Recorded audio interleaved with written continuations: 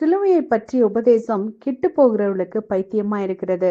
ரட்சிக்கப்படுகிற நமக்கோ அது தேவ பலனா இருக்கிறதுன்னு வேதம் சொல்லுது.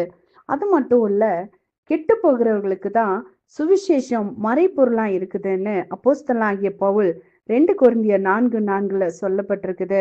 எங்கள் சுவிசேஷம் மறைபொருளா இருந்தால் கெட்டு போகிறவர்களுக்கே அது மறைபொருளா இருக்கும் அப்படின்னு சொல்லி.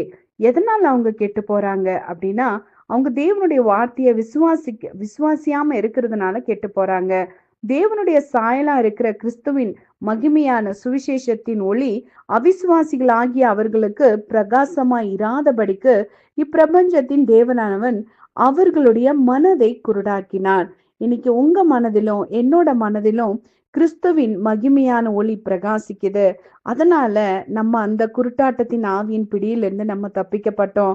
ஆனா விசுவாசியாத ஒரு உள்ளத்துல இன்னுமே பிசாசு அவங்களோட மனதை குருடாக்கி வச்சிருக்கிறா.